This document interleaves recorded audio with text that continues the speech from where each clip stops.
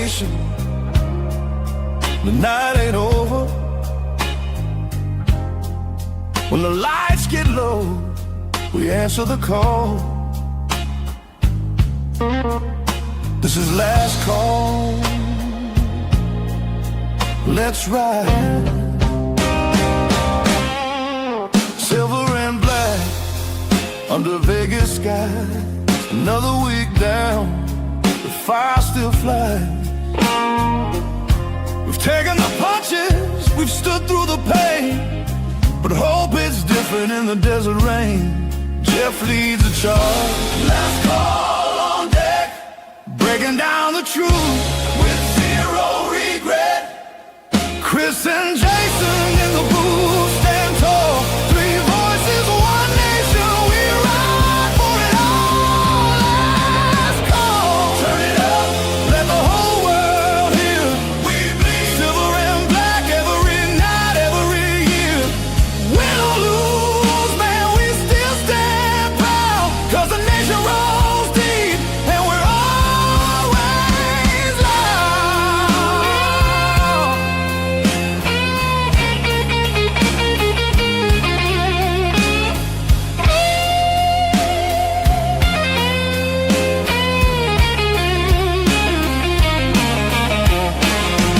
Game day stories, highs and lows. What's next?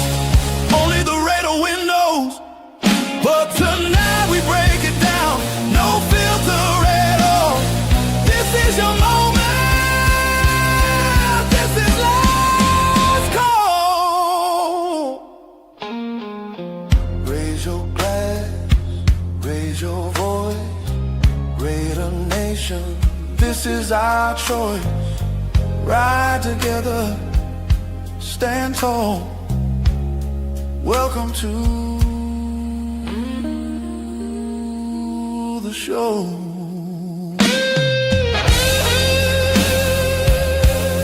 Reagan's last call.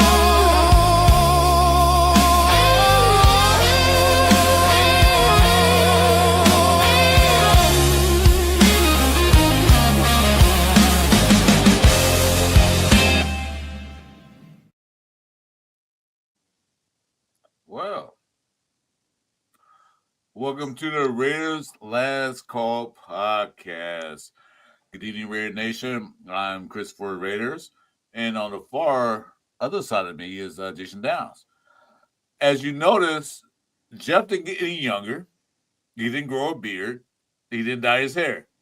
Jeff, the lucky bastard, is going to be at the Philadelphia game. We do have a special guest. I'll let Jason introduce him. And of course, Jason is muted. You can't hear him. Go ahead. There you go. Introduce special guest. Duncan, go ahead and introduce yourself. I'm Donuts Duncan. I'm going to be Jason's co-host on his Tuesday show. And yeah. It's going to be fire. A lot of great content coming up on the Tuesday show. Me and myself and Donuts Duncan, we've been friends for about a year now, year and a half on the Discord chat. Yeah. A little over that, yeah. Yeah. Shout out to Rodney All Aboard on the All Aboard Discord.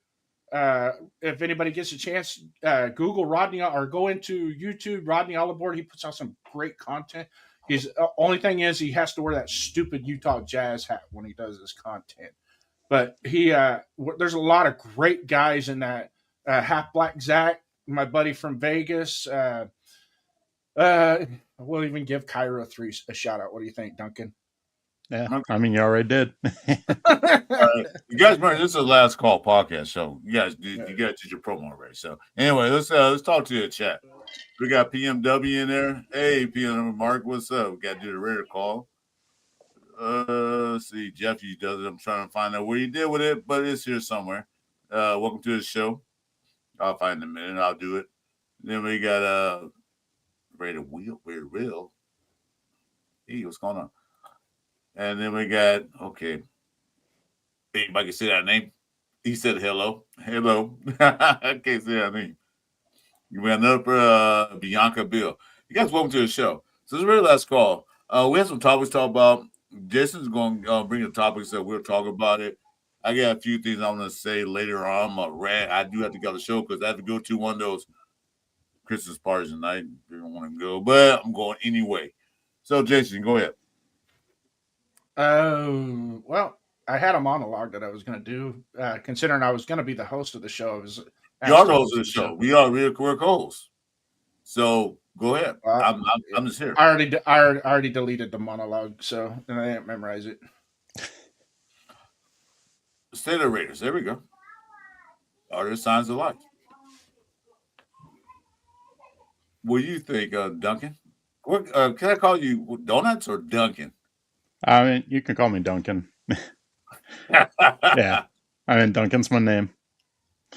Oh, Duncan's your name. Okay. State of the Raiders. I mean, roster-wise, we're pretty thin on talent. Got a few great pieces that we can build off with Bowers, Genty, but really lacking O-line, D-line depth. Need some DB help. Like, talent-wise, we're rough. So it kind of makes it hard, in my opinion, to judge too much on the coaches, but with some of the decisions they made, not a huge fan. And hopefully we let Spytek have a few years and build up the roster he wants, because we can't just keep turning the ship around every single season and expect better results. Mm-hmm. Question: do we let Pete run the chorus, or can we bring in Lovie Smith? Jason, what do you think about that? No, I would not bring in Lovie Smith. I think Lovie Smith's he's past his time. Yeah. The Pete Carroll run the chorus. I don't know about that, but Lovie Smith, he can do better than that. Mm-hmm. Duncan, what's your thoughts on that? On Lovie Smith? I mean, why are we going to trade in Pete Carroll for Lovie Smith? I feel like that'd put us in the same boat. Like, why not just write it out with Pete Carroll if we're going to try Lovie Smith? That's what I would do. Yeah. Let's see. Someone said, I got these names that come pop in the chat. I can't pronounce them. I don't know. Hi. That's all I can say. Go ahead, Jason. You go to the show. No, I'm good. I'm good. The state of the Raiders. Basically, I mean, it is what it is until they figure out who they want to, who's going to be in charge, and large and in charge. It's just going to be the same broken bicycle wheel spinning around. Exactly. Broken spokes, right? I got one thing. For State of the Raiders, Jason, what was it you would always say that Al Davis used to say, how you make a great team? First, start with great coaches. Then you get great players. So, I mean, we gotta build that coaching staff up. But I mean, I also too, and especially with today's football, is that front office has to be solidified too, and there has to be a hierarchy. Now, Mark Davis has already come out and said that, the head coach is going to have ultimate say in the type of players we get and the roster, the roster is constructed. He's already said that, which to me basically just tells the GM you're just a punch boy on this one. Mm-hmm. That's not the way it should be. And on top of that, we should have an executive umbrella over the GM as well. So the GM doesn't have the ultimate. So there has to be some type of there has to be another link in between the owner and the GM because of the GM's responsibilities. So there has to be some type of oversight. You have to correct that oversight gap. And so we have it on the business side. Okay. We have the executive on the business side to take care of that portion of it. Now we need it on the football side. We need that executive that is the go-between the owner and the GM, because the owner is going to want his details at his whim. Whereas all he calls the president should already have all that put together.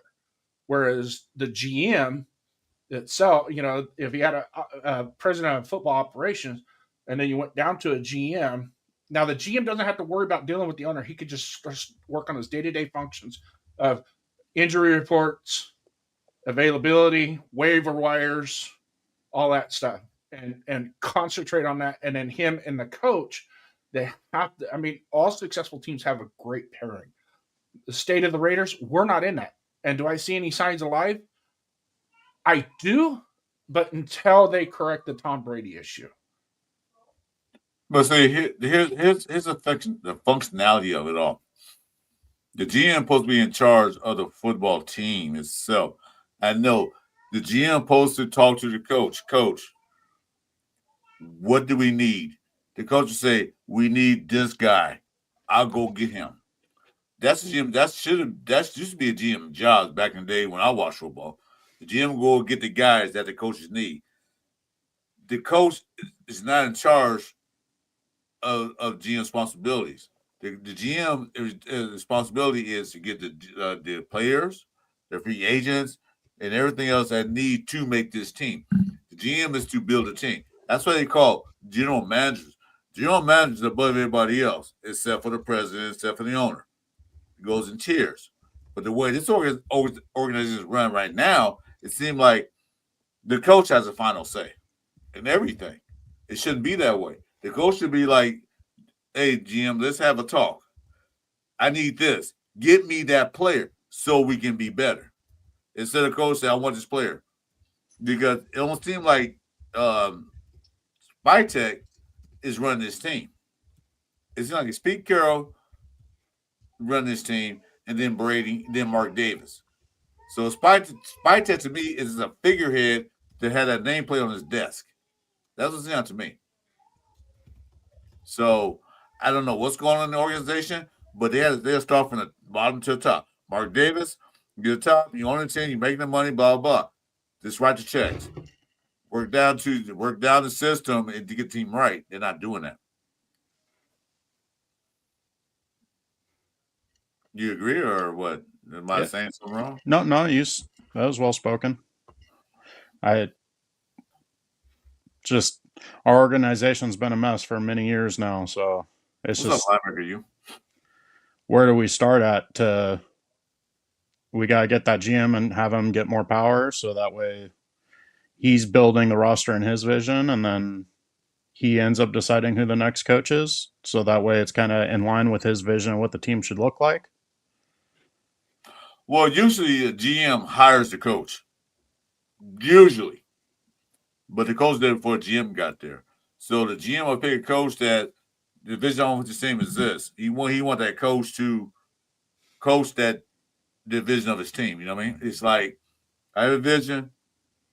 I want to be a what's that called? Jason back in the day with the I used to use a long time ago the high flying act. What's it called? I can't think of it. Where I want to be one of those high flying throwing every down team. He's gonna hire a coach to coach that specific type of team. You mean a run and shoot team? Yeah, there you go. Thank you, Jason. Run and shoot. Now, it's not going to do it now, but it's hypothetically speaking. Right. You know, I want to run and shoot offense. That's GM mentality. I'm thinking this. So what GM going to do is hire a coach that can perform the run and shoot, and then draft the players to perform the run and shoot. So that's the GM don't have, so GM is in charge of that. When you hire the coach first, coach got a vision, the GM has a vision. So it's a clash. It's a clash of like, what do you want to do? Well, I want this, but we got to build this. I don't care. This is what I want. Well, that's what we've been having with Gruden, McDaniels, somewhat Pete now off this first season, is where the coach is getting what he wants. Hey, bueno. Like it's not working. So definitely need Spytech to step it up and start running it his way. And hopefully the owners back him on it. Yeah. Yeah, I mean, it's what it is that I understand Pete Carroll want to do this and probably take one of these players now. I will talk about that in a minute. So the state of the nation, the Raiders, We're not going nowhere.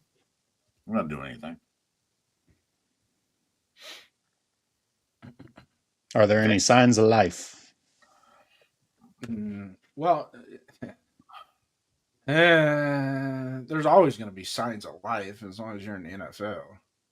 Yeah. I mean, but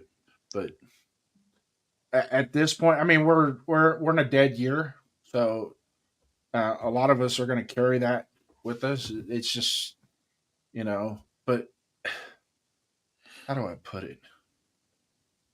The shit's got to be blowed up again. And unfortunately, a lot of people, and I was one of them at the beginning of this year, that had a lot of great expectations. Right? Me too. I wasn't expect. I predicted 6 to 8 wins, and I predicted 6 to 8 wins was basically the same construct of what last year's roster was. We've made a few changes on the defensive side of the ball, but they were basically Pete and parcel what we did last year. So there wasn't a dynamic change on the defensive side of the ball. The offensive side of the ball, we added Genty, we got rid of Jacoby. Later on in the year, we got rid of Jacoby. But in all essence, before we went into the season, Jacoby was a lame duck, I would say, because of the contract and the pissing and moaning match that was going on there. He was basically a lame duck. So I would really consider his year with us ended when training camp started, even though he played about 6 games for us, 5-6 games. But overall, I mean, a lot of people, you keep hearing this. We need to rebuild. We need to rebuild. We need to rebuild. Well, I hate to tell you this. We've been rebuilding for the last 3 years. It just ain't working. I think it's been longer than that.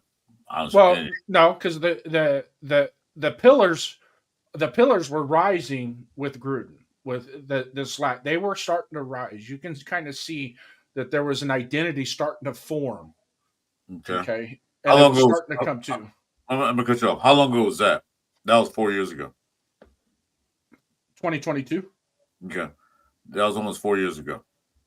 We were actually, I agree with you though. We were actually starting to build identity. We went to the playoffs under Gruden's team, not Bisaccia, but Gruden's team went to the playoffs. We had that identity. We were building that up. But then Mark Davis decided, well, since Gruden had to go, I'm going to fire Bisaccia, then I'm going to give him a whole new coaching staff in. That was a downfall right there. Gruden even said a while back, give me 4 years. I don't take any playoffs, I'll quit. He said that. I can find it. I'll find it. I remember he said that. Yeah. You remember hearing that? That was in the same. That was in the same conversation when he said, "If I can't win with Derek Carr, then you need to fire me." It was an exact same interview. And in context, said, "If I can't see the playoffs in 4 years, then you can fire me." Well, we got to the playoffs in his third year. His team did, not him, but his team did. Then what he built, and then all that BS happened. Then now look where we are. Hiring coaches, trying to get coaches, and like this. But somebody has to step up and take control of this damn team. Because right now, it's like, who's in control of this damn team? Duncan, do you have any thoughts on who's in control? I think nobody really is in control of the team right now because it's technically Mark, but he passes the keys off to some coach usually, and GM comes in without any power. The coach has all the power. But now it seems like he's pushing it off to Brady. And how much input does Brady actually have? Because he's busy in his own life. He owns a soccer team in England. He's commentating in the NFL. Like, he's not actively involved with the team. Hold on a second. I just found it. Here we go. Raiders. So Black. Yeah. I agree with you, but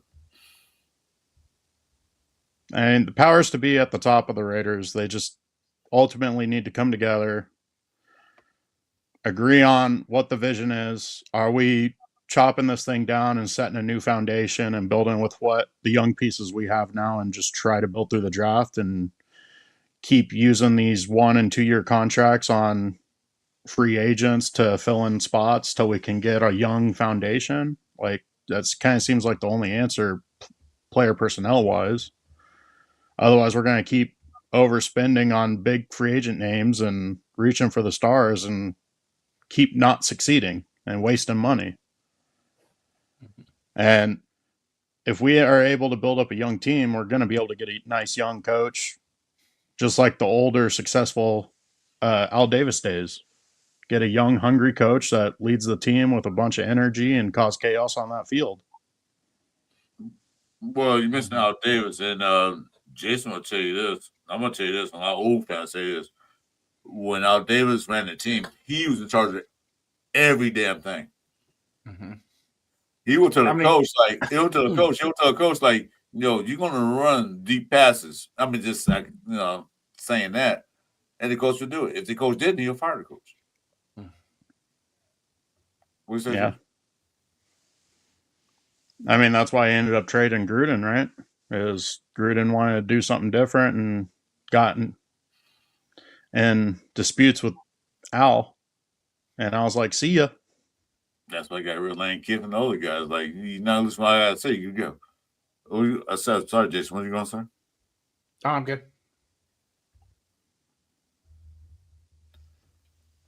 Well, what's our next topic?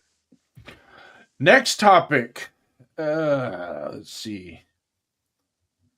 Let's go ahead and kind of start getting into tomorrow's version of the Raiders matchups on offense and defense. Yeah, start. Huh? Go ahead, start it out. What do you think? What do you guys, given to my? Now we're going to have severely inclement weather tomorrow, so that's going to play a big factor on our offensive scheme and our defensive scheme. So, Duncan, what are you looking for tomorrow for us to have some type of success? We're going to have to rely on that quick passing game with Kenny Pickett. I mean, he's going to have to use his legs a lot more often than Gino's shown all year and able for us to move the ball. I mean, we can't rely on the run game because it hasn't been there all season. Like, we just don't have the O-line for that. Mm-hmm. The Eagles have a great front seven, so they're going to be able to stuff that run, even if who's their stud D tackle? Carter's out. Yeah, Carter's out. Like, even without him, though, they're going to be able to stuff our run. So, definitely going to have to rely on that quick passing game. Mm-hmm. What about you, Chris? You said inclement weather. I didn't check the Philadelphia weather report because I live in LA County or not, Fern County, whatever. What, snow, rain, heavy rain, or what? I think they're estimated 3 to 4 feet of snow tomorrow morning. So, here's the thing. It's gonna be snow. The best they can do, since Velcro hand Pickett's going to throw the ball, like Duncan said, short passes, run the ball. The offensive line looked a lot better last week when they implemented Caleb Rogers in line. Have Genty run outside, keep his footing, because the field's going to be slippery. I think they play on grass, right, in Philadelphia? Yeah, I believe it's. I think it's synthetic now. That's synthetic kind of grass? Okay. So it's going to be slippery. The best thing to do is run the ball. Nothing fancy. Nothing, the high tempo stuff. Just easy control. Because one thing I think the Raiders actually played the best defense they could play. One of the top 5 defenses they played this last week. And they did decent when Pickett was in. They did okay. At out of 3 drives, 2 of them were scoring drives. And how often do you say about the Raiders? Not at all. 805 was good. They probably need to just run the ball, now up the middle. If you're going to run the ball, run to Caleb Rogers' side, because whoever's online, they ain't going to do it for him. Run to Caleb Rogers, see what he can do. Maybe put in Grant, which I doubt they'll do. But run the ball, short passes, intermediate passes. Let Pickett run, roll out the pocket, because that defensive front is pretty rough.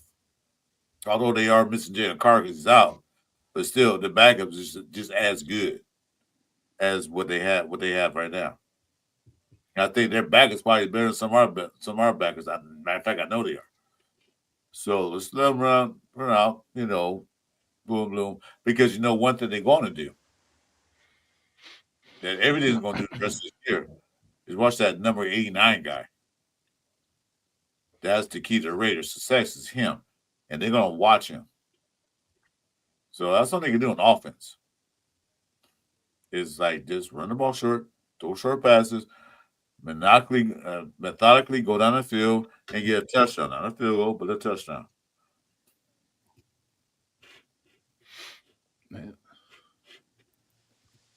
What say you, Jason?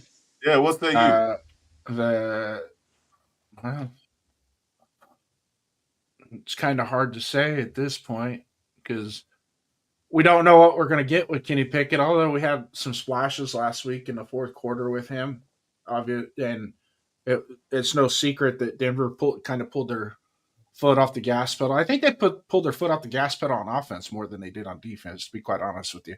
I still saw some 5-man pressures that they tried to bring at Kenny Pickett that he was able to escape the pocket, kind of clean the pocket up a little bit himself and adjust to minimize the flow of that pass rush. But all in all, it's gonna. I know Philadelphia. They have a way of showing a lot of cover too, and adjusting on the fly. They're still really solid. They're solid on the back end, and we are not solid in the wide receiver room. So.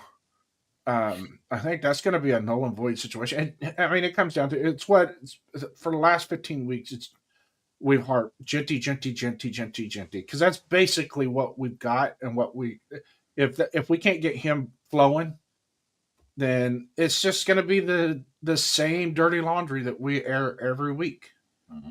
So that's what it comes down to. Now, I can tell you this, and this is kind of a good sign as we go into this matchup. Is Philadelphia right now is being very generous with the ball. So when we do get a turnover, we got to take advantage of it. Get points on the board, preferably 7, because if you stack 7s on turnovers, you can take control of that game really quick. So instead of just trying to settle for a field goal. So maybe we can get some turnovers with inclement weather. We're probably going to turn the ball over quite a bit as well. So look for the ball to be on the ground quite a bit tomorrow, guys.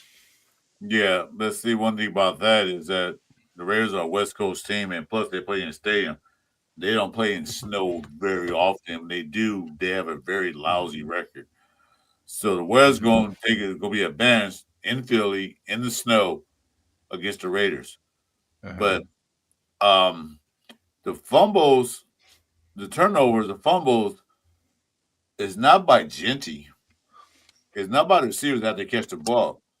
The turnovers problems we have is it gets Pickett had that one fumble when he first got in the game that a few weeks ago. Yeah, he fumbled the ball snap. But he just got in there. If he can hold to the ball, that's why he wearing Velcro gloves. That's what I call him. If he can hold to the ball, he's fine. Genty, I don't know. Genty had really a couple of fumbles, lost one. So the turnover issue in that part is fine for us. We should better hold to the ball. The thing is that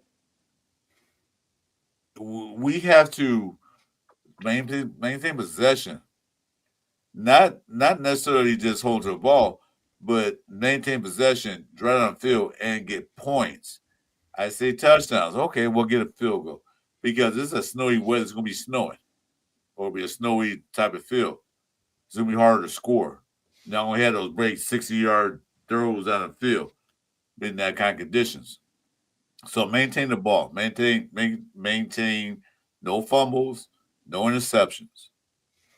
However, I'm going to say this. Philadelphia don't look like Philadelphia last year. Don't know what happened. Don't know what's going on. But history dictates that every team that's on a slide when they play the Raiders, all of a sudden they get better. Don't know why it is. It happened a few times last year. It happened a few times a few years back. Always happened. I don't want that to be this game where Philadelphia finally, okay, we're back now. We beat the Raiders. We're back. That's what probably would happen. And then they make that last 3-game run and go blah blah. Also remember that Jason had a record up for the East when we pull it up. Mhm. Philadelphia will go to the playoffs, but they got Dallas on their heels. On their heels. They're right behind them, 2 games out or whatever, one game. So if Philadelphia loses this game, Dallas is 1 game back. So they have to go in there to attempt to win this division. Because the only person competing with them is Dallas. They don't want to lose this game and not make the playoffs because I don't think a wild card will come out that division, the NFC East. This is a game that they have to win. And what better way to do it is against the Raiders, who are on a 7-game losing streak. All right or wrong? No, you're right.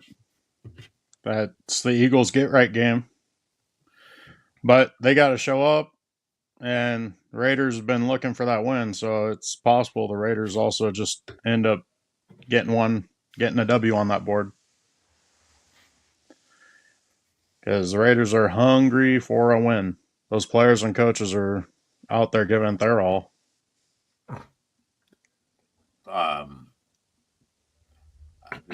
Jason, are you hungry for a win? I have been since September. Let's start the season. Yeah. I mean, a 7-game win streak. It doesn't. I'll just ask this in the chat. Does it feel like it's been longer than a 7-game losing streak? No, it Yeah. has. Doesn't it? I mean, for example, when we beat the Titans. Did that feel like a win? Jason, Not really. I was at the game, and it was fun being That at the game. It didn't feel like a win to me. It felt like we got him.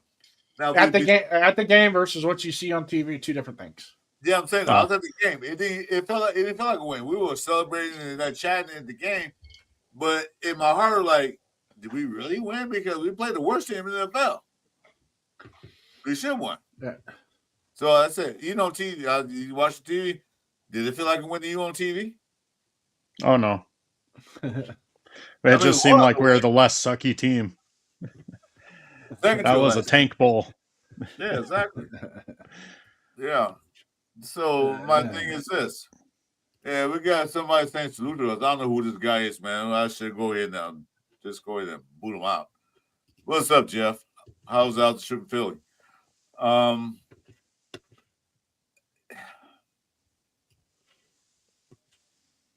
Salute, Skipper. I'm gonna be honest. Nice to see you, Snookums. Be honest, Jeff. Be honest, Duncan. Both of you guys. We're right now sitting at number 2 pick.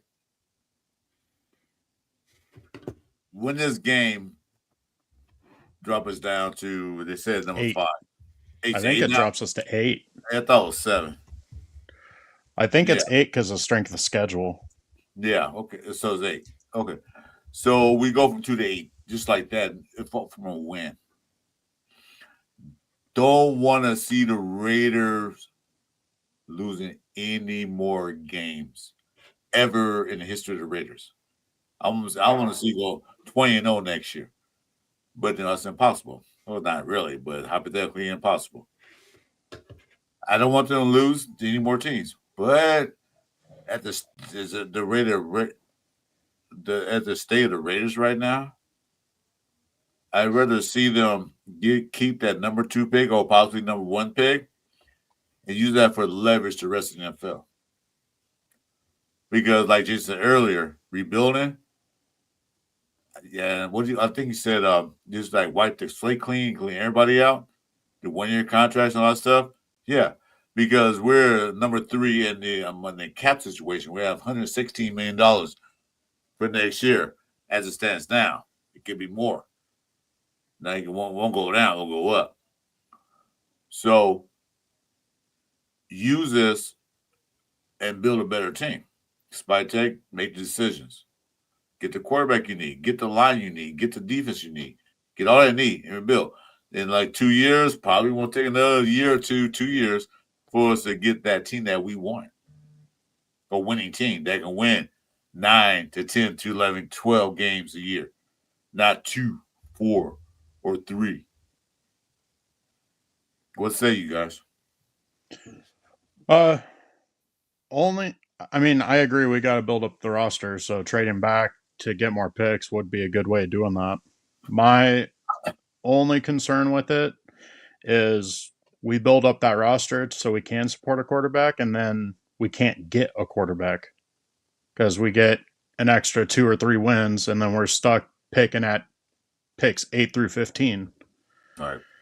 So, and just personally, I think we should draft a quarterback, whether that be Mendoza or more. That could be talked on another show or whatever. But I think you got to take that quarterback, let him sit his first year, draft around him, bring in a coach for him, because there's no guarantee that we're going to be able to get that quarterback. We can always keep building the team around him after we do get him, though. I disagree, Lineberg. There might not be a spectacular quarterback now in this draft, but you never know. They might be one of those quarterbacks that come out the draft and just like blow your mind away. But the quarterback's not the issue. It's the guy who's in front of the quarterback, which is the coaching. You can drive a round 4 quarterback, he come on and just like be the MVP of next year. You don't know that. They might look good in college, but some of these quarterbacks might be good in pros. And some of the guys look good in college, kind of pros, not that good. So I disagree with you, agree and disagree with you. There's no first-time quarterback in college this year.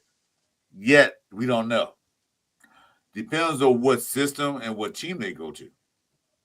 What coaching staff is there. How to develop the quarterback. Because right now, I don't see, besides maybe Mendoza, maybe slightly more, can come in the NFL right now and be a starter. What say you, Jason? Well, I'm going to deviate a little bit and go off the beaten path here. Go ahead. If we end up with the number 1 pick, it has to be a franchise changing draft pick, whether it's a quarterback, linebacker, tackle. But it has to be one of those positions where the focal point is he's going to come in. His contribution, that person's contribution is going to be immediate and impactful. And it's going to be continuous, and it's going to follow through with a lot of leadership intangibles. So you're looking at obviously we squarely look at the quarterback as being number 1. Why? Because he's the field general. He's the one that's going to touch the ball on every play on the offensive side of the ball. So you have to hit that. It doesn't matter who we draft it. If we get the number 1 pick or even the number 2 pick, it has to be a franchise changing pick. It can't be a guess. It can't be a I think. It can't be a my fucking opinion. It has to be absolute. And when that GM sits down with the scouting department, it better be an absolute. If they sign off on it as an absolute pick, I, as a Raider fan, will buy into it. Now, down the road, I get a question at because it's my money that's paying for this shit, right? It's your money that's paying for this, right, Duncan? Chris, you guys buy merchandise? Yeah. You buy so you buy merchandise, you watch it on TV, you pay for all. I buy black market merchandise. I show it the underground.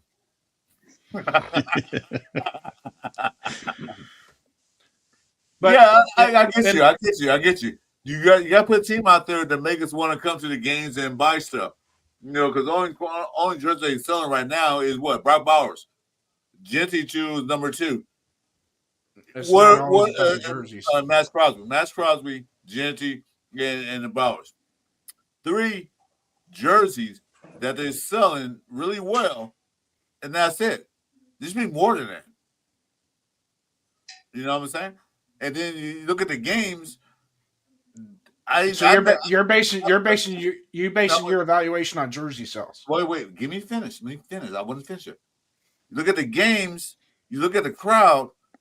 Why is more of the other team there? Because why you gonna pay tickets to go to a game? The fans are not there. Yeah, the jerseys on sale counts, man, because that's called the NFL share thing. It counts because if the fans don't buy jerseys, the fans don't buy merchandise or anything like that. The Raiders don't get a share of that. They don't get a share of that at all. None of the NFL does. Okay.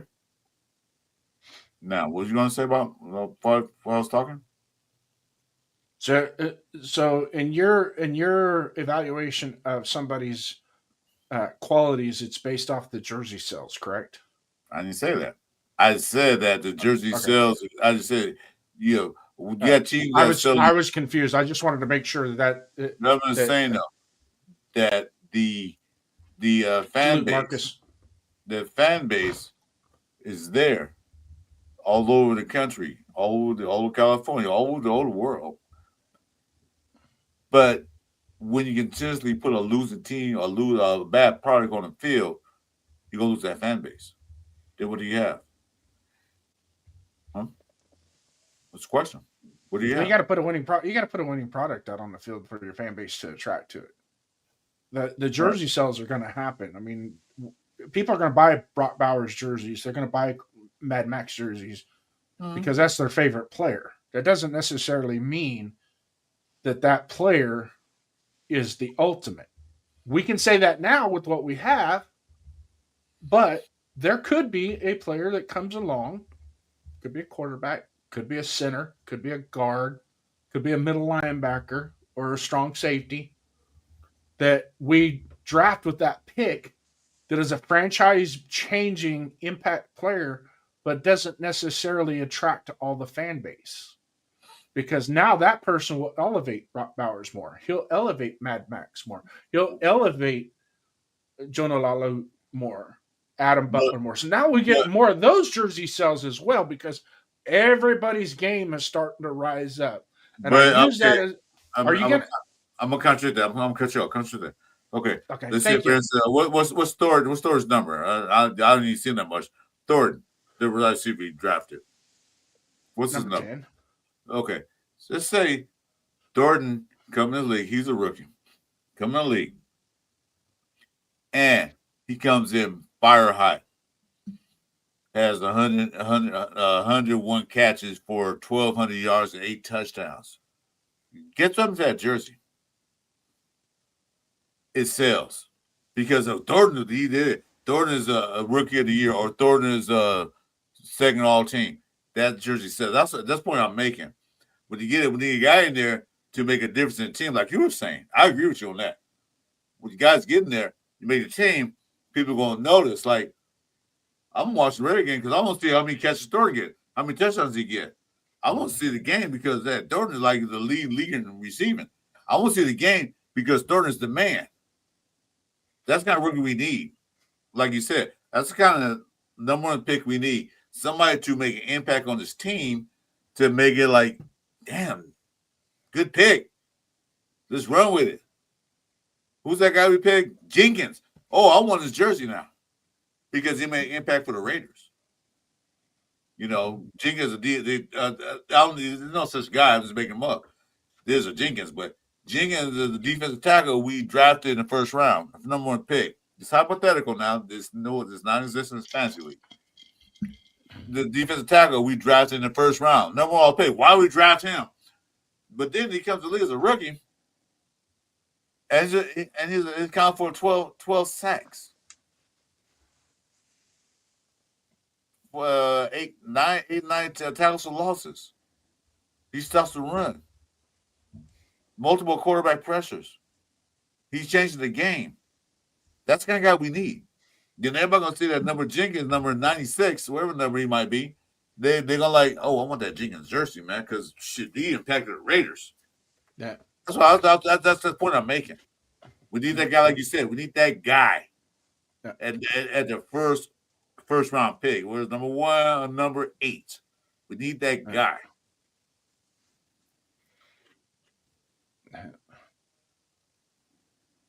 What say you, man? Talk, Duncan. I know it's first time on YouTube. Duncan, this is Duncan first time on YouTube Live, man. We're trying to bring a chair. Technically, it's his second. Yeah, Yeah. but with us, man, this is the first time, man. So welcome. You're no longer a virgin. Oh, can I say that on YouTube? Well, Hey, let's give it real quick, Duncan, before we get too far. We've kind of ignored the chat a little bit here. I've been going with it. I've been going through it. Well, we need to get the acknowledgments out there. First and foremost, 805, thanks for joining us. I know you're out there. Linebacker, you're coming in with a lot of great takes. Richard Snyder, brother, love it. How many offensive line players sell jerseys? LOL. Believe it or not, us big guys like those lineman jerseys because they look better on us. Quite a few. The old Raiders, they sold a lot of them. I'll be honest with you. I had a Rodney Hudson jersey. Yeah, see, there you go. There was Snooski. What's that guy name? I had Art Shell. Was Snooski. Yeah, Art Shell. They had a lot of in the old days. They sold a lot of them, but not today. Maybe only one, probably Miller. Yeah. So Richard Snipe, Marcus Banks, my guy. Salute to you, brother, coming in here, man. We always love tearing it up with you, even though you're a Titans fan, but we still love you, man. You're still part of our family. Don't let anybody kid you on that one. Linebacker, you. Excellent takes, brother. Excellent takes. Willie Wayne, welcome in the house, my friend. Welcome. Jeff comment. 3 to 5. Is that 3 to 5 inches of snow right now? Jeff? I just saw that. Looks like we got a Eagles fan in here. Random Anthem. Salute, brother. Welcome in. Looking forward to tomorrow. Good luck to your team. Got a Raiders. Yeah. Silver and Black Shield. Thank you. Click it back on. Click it back on. Raiders. There you go. And then this, we got a new guy in the house, 4-1 Raider Jeff. Thank you so much for tapping in tonight with us, my friend. He's being blocked. He's being blocked. Yeah. But anyways, having said that, we're gonna get back to where we were at. And Duncan, I believe the conversation that we were having was that what type of player are we looking to draft? Because obviously the analytics and the sources and the rumbling is it's Heis Mendoza. Yeah. Looks like to be a preferred target for us. I know as the Raider Nation has shouted that out.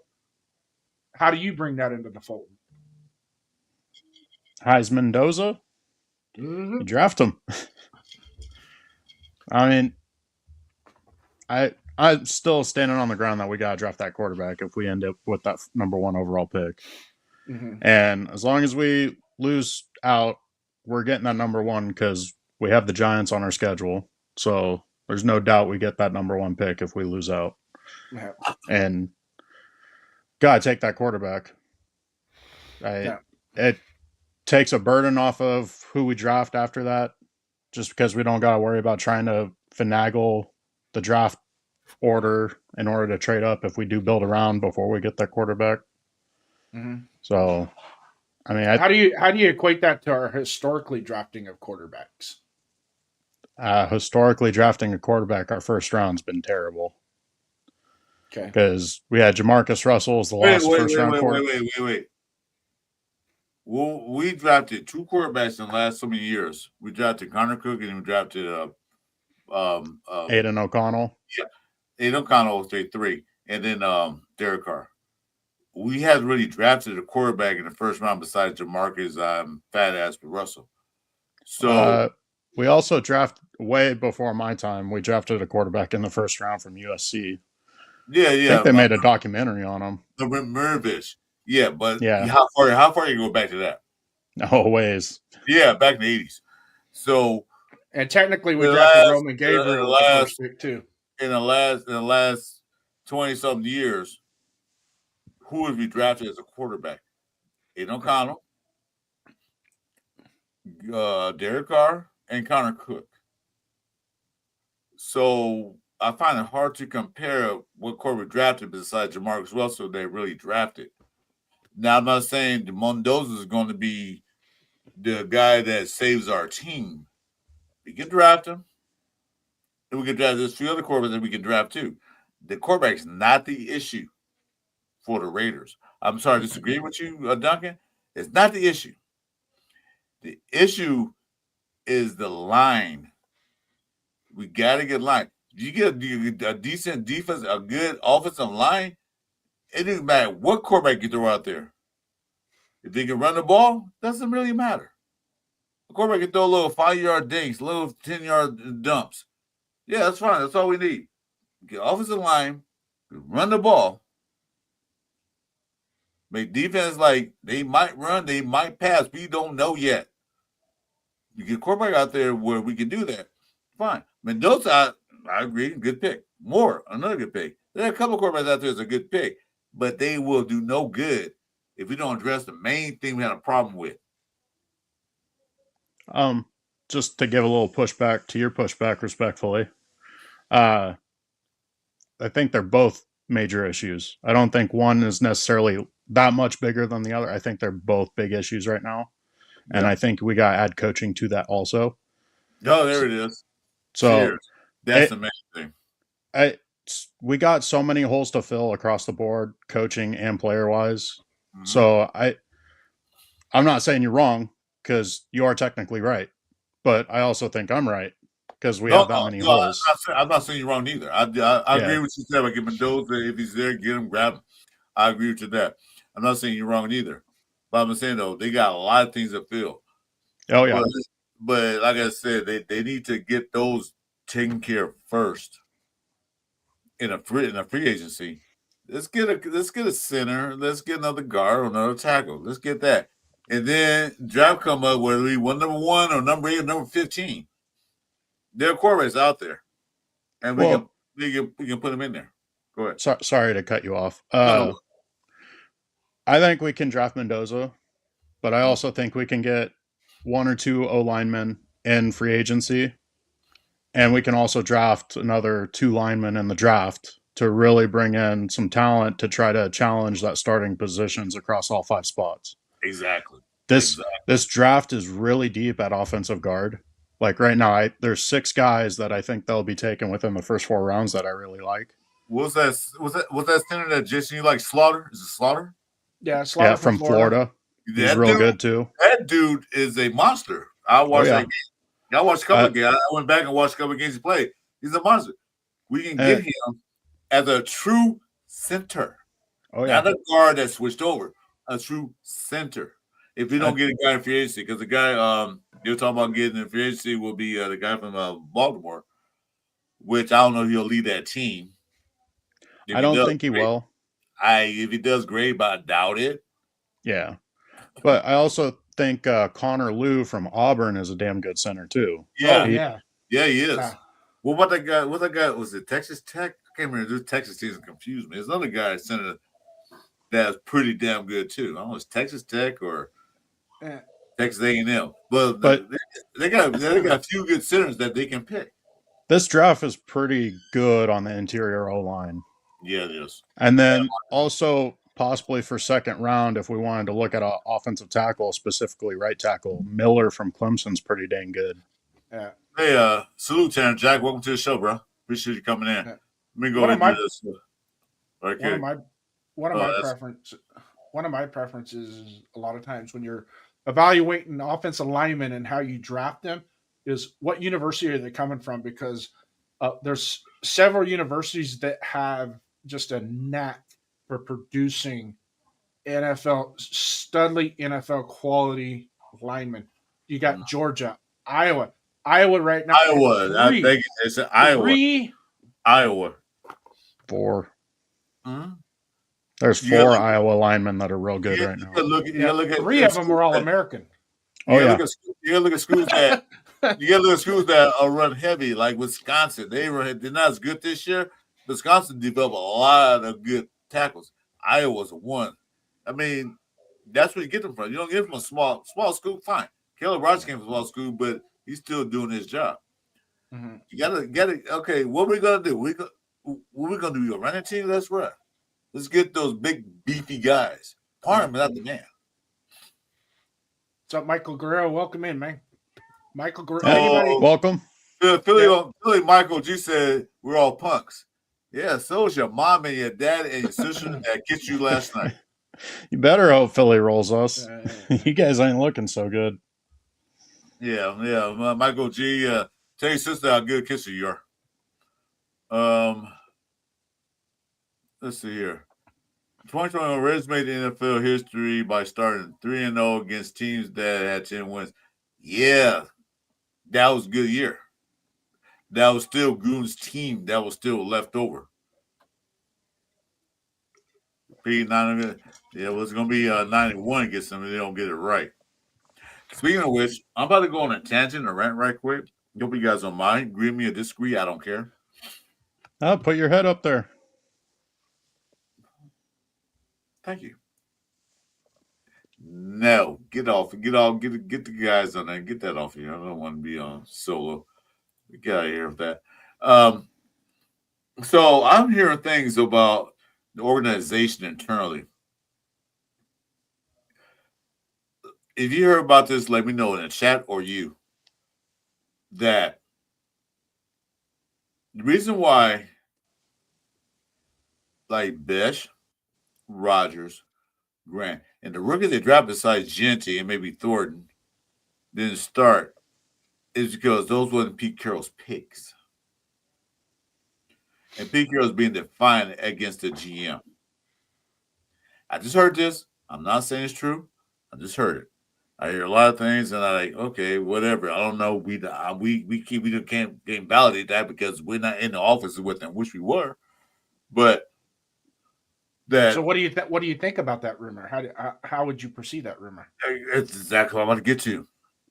That reason why Pete Carroll didn't want to start Carroll Rogers, he's not ready. Because that probably wasn't Pete Carroll's pick in the draft. Besh is not ready. That wasn't Pete Carroll's probably pick in the draft. We're bringing Lockett. Well, Besh looked better to me than Lockett did in the last game. Shit, what, 6 targets, 6 catches? Looked better to me. That Pete Carroll is being defiant because he wants his guys. People he picked. Not what Spytek picked. So I don't know if dissensions going on right now between those two or not. Hopefully not. Because GM supposed to get along with the coach, and the coach will go along with the GM. That makes it better. So what I just said, I don't know if it's true or not. This is what I hear. What do you think about what I just said, Jason? Go ahead, Can I? Either or. Only thing I got about the whole Rodgers thing is Rodgers looked absolutely horrible in preseason. Like, he did not belong on the field. He was missing blocks left and right all preseason. So I think he actually did need that time through the season to get better, to get where he's at right now. So that's my only pushback on the Rodgers thing. On the other players, I could see it because Thornton and Porter both fit that Pete Carroll mold of real tall, really athletic, fast, physical guys, which is why they pushed Thornton to start at the beginning of the season. No, it changed. You got to remember now, Pete Carroll bought Kai Blue Kelly. That was one of his guys he had before. Jane Porter, I thought, played way better than he did. Kai Blue Kelly is one of the worst cornerbacks in the league as far as passing. Let me finish. Daniel Porter, I thought Daniel Porter would have been a starter. He projected to be a starter. But no, that wasn't his pick neither. That was a Spytek pick. Daniel Porter came in there and did well. Kai Blue Kelly was like the important player now because Kai Blue Kelly's hurt. As far as Rodgers is concerned, Rodgers is a rookie. You're going to make mistakes. Oh, yeah. But compared to the rest of the guys on the O-line, Rodgers looked way better than with that. Was it 13 weeks now? Come on. Why did it take him 13 weeks to get in the game? I don't understand that. He's not ready. He's a football player. He played football in college, high school, Pop Warner, whatever. He knows how to block. Why is he not ready? Now, at the NFL level, well, you drafted him to be in the NFL level. He wasn't a 7th round pick. He wasn't a UDFA. He was a 3rd round pick. Okay?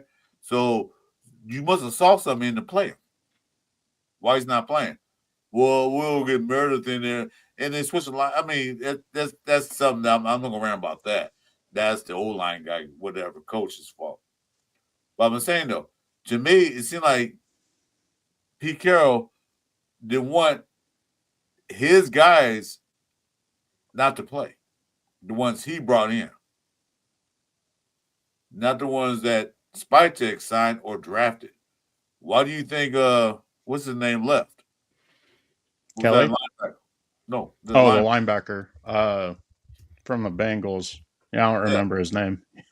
He wasn't very long lived. Yeah, he was mad because Pete Carroll wanted to change the position, but Spytek said come on over. But Pete Carroll wanted to change position. I don't want to play that. No, I'm out. Amari Cooper came in there like, you want me to do what? No, Pete Carroll, I'm out of here. I don't know if Pete Carroll said that or was it Kelly or whoever. But the thing is that we had a lot of turnovers, not turnovers, but a lot of turnovers. Yeah, say turnover from players coming in. Players wanted to leave. In my history of watching football, I've never seen so many players leave one team, wanted to leave one team than this year.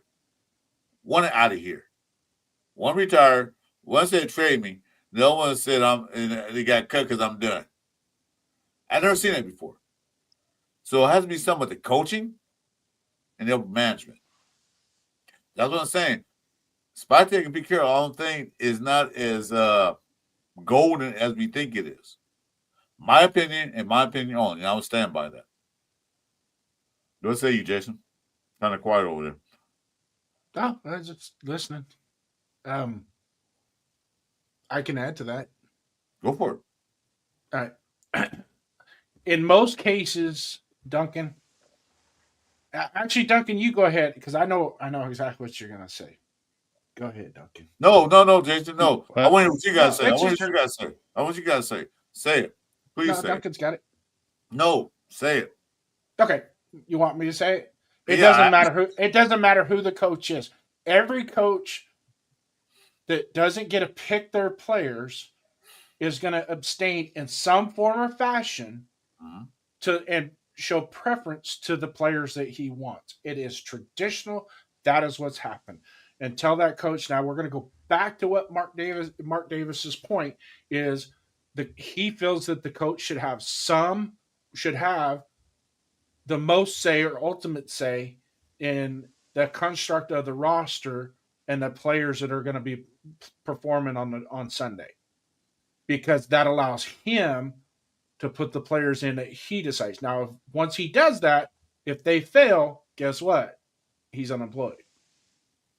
So that's what it comes down to. But every coach does that. When they come in, they acquire a roster that's not theirs. They start to formulate relationships or bonds and preferences with who's there, and then they're also going to do with their own as well. Sean McVay did it. Kyle Shanahan has done it. Andy Reid did it when he first got to Kansas City. He did it as well, where he sacrificed maybe a more talented player on the roster and played another person that he more preferred for his system. So that's going to happen. It happens in Little League. It happens in high school. It happens in college. And it happens in the pros. Right. The coaches are going to have preferential treatment of who they play. Now, when you do that, when you pick that person and you ride with that and you suck, you own it. Simple as that. So a good coach is somebody that can kind of knock that out a little bit and go, I got to play the best. Yeah, I know, Jimmy, you and our wives went and had dinner the other night together. We're good friends, but go sit the bench, man. I got to play the guys better than you. Mm-hmm. And that's just the way it's going to be. Now, these are rumors, right? We're hearing the rumors of this is going to, but what do we see with our own eyes? We see it with our own eyes, and it's in the press conferences about how he defends Geno in the press conferences, right? So we're not stupid. If you think we're stupid, you need to find another line of work, because this fan base is not dumb. Nope. There's a lot of smart. I mean, look at 805 for example. Probably the smartest guy I ever met, and I haven't Yeah. even met him yet. I met him, and AL5 is a very intelligent guy. I'll tell you one thing. You Don't know, get that. yeah. And he's just a piece of the Raider Nation. He's not, you know what I mean. So us all together, we're not stupid. We know. Well, yes, Michael, you are dumb because you want to vote for me in 2028, bro. Come on. Even the average fan just can see what's going on. That's what I'm saying. Yeah. And what you're saying right now is totally accurate. I agree 100% with that. All right, I know Duncan, that. what you got? It's a part that concerns me that the GM and the head coach and the rest of the staff had to be on the same page. No, in the same book, not the same page, in the same book at least minimum. Not on the same page, but in the same book.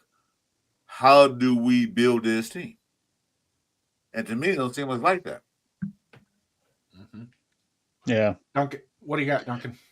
I mean, I think the writing on the wall with Gino right now is he wants out. I mean, it's obvious. And based off all the interviews for the coaches that we've had so far this week, it seems like they're trying to, I don't know, get his back in a sense, make him feel better about himself and get him back in the building kind of. Because he seems checked out. And I think Gino walking out is more negative on Pete Carroll than anything. Because that's 100% hands down Pete Carroll's guy. We wouldn't have traded for Gino if Pete Carroll wasn't our coach. They should read the private. Yeah. Yeah. I think that like I said, normally GMs hire the coaches. Normally. The GM hires the coaches. He goes in place. Just like AP was in place and they hired Gillespie. So I don't know what they're gonna do this year. Maybe Pete Carroll, they give step down, retire. I don't know what they're gonna do. But we do need a better coach. Not a better coach, a better system. Not say coach, a better system. Yeah. Because Pete Carroll probably can run a system. He has a right. Do you see that? Jason, I'm sorry. Go ahead, Jason. Now, Duncan, you can talk, man. It's your show. It's not my show, but thank you. It is now.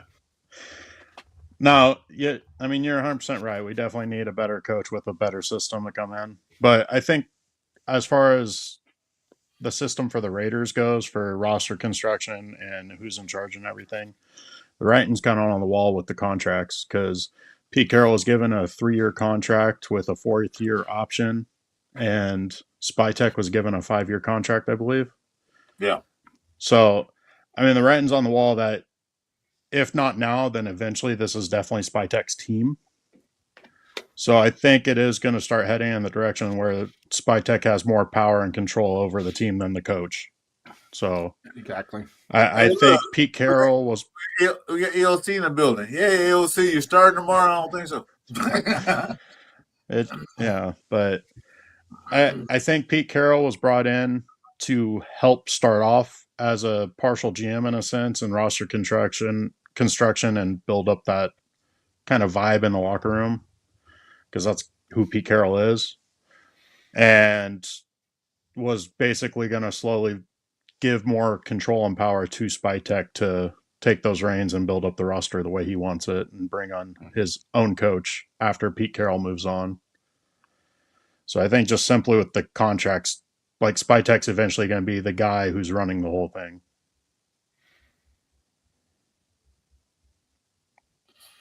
Yeah, I can see a point. I think about Pete Carroll and they help Spytek to, because this is his first year being a true GM. He's been assistant GM and scouting department also. So he never had experience as being a true GM. He has experience at scouting players, the assistant GM. So this is his first year. I look at it this way. He made some good picks. The picks he made is not performing. One reason. Genty's We don't not know running the yet. ball with. Wait, hold on a minute. No.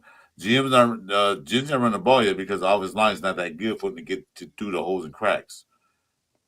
Thornton can't hold the ball. I don't know if it's route running or what they're doing with him. Best didn't play that much. Caleb Rogers did look pretty good in the last game and a half. Grant, we haven't seen him yet. We don't know what his draft picks are capable of yet, like you said. We don't know yet. We got to get to see that. Because the first round pick is not performing like we want him to. People say, oh, just a rough for 1,600 yards. That's it. Yeah, hold your horses. I don't think that's going to happen. Because if he's going to stay off his line last year, he's not getting 1,600 yards. Then he barely might break 1,000 if he does. I think he had 670 yards, something like that, rushing. So he has to get like 130 yards in the last 4 games to break 1,000 or less than that. My math was off tonight. 4 games. So he get like 80 yards rushing in each game. And Yeah. I haven't seen Genty run for more than 80 yards except for one game. That was the Chicago Bears.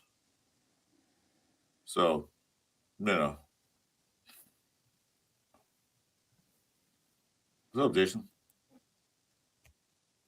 Hold on. I had Genty going 1,100-1,200 yards as a respectable number, as kind of a benchmark for, because I really, like I said earlier, way back at the beginning of the show, and a lot of people too, a lot of us felt that just the change in the coaching staff was going to double our win total from last year, or somewhat get to that point. So I was at the 6 to 8 win game. Boy, was I off. And I had Genty at about 11 to 1,200 yards, respectfully. Just based on what I saw and what, the formula that they were going to use, especially with the previous offensive coordinator that we just let go. I didn't think that he was going to be a feature to where he was going to be busting off a buck and a quarter every game. But I did expect him to be at that 60 to 80 yard production. Yeah. Because I think it's only 75 yards a game, and you break 1,000 now with the amount of games that we play. So that benchmark that we've always held as a standard of 1,000 yards is actually gone. It should be higher now than what it's been in the past. So I truly think that benchmark now should be at 1,250 yards. You put until you get to 1,250 yards that's going to be the salute. That's where you're going to be subjected to all the accolades of having performance. So so be it. Yeah, I think it's 65 yards to get 1,000, something like 61 point something yards a game, and you better achieve it. But we usually don't do this on the show because this is the podcast. I'm gonna bring a special guest. I'm bringing honestly Zavicasa right quick. They gonna meet for a minute. You guys got 15 minutes to talk. Go ahead. 15 What's How's everyone doing? Put them guys on a clock. Hey, Gino What is this? Smith, how are Hey, you? Gino, what's up? What's up, Gino? What's up, guys? Welcome to the cover last podcast, man. Yeah, that's a good nickname for you too, Duck and Dodge. Duck and Duck. You got something to say negative or positive? You got something to say positive? We don't want to hear that shit. You got something to say positive? Go ahead. We'll skip AR. Go ahead, Aunt. Bye. Yeah. Now, just want to say what's up, guys. Just want to jump on and shit. You know what I mean? Just so what's you guys? Seeing you guys are on. Just saying, what's up? Glad to have you. How's your trip going so far there, AR? This is not a pull-up show, man. Usually pull-ups on Fridays, but this is our show. But since AR asked, he gets special treatment.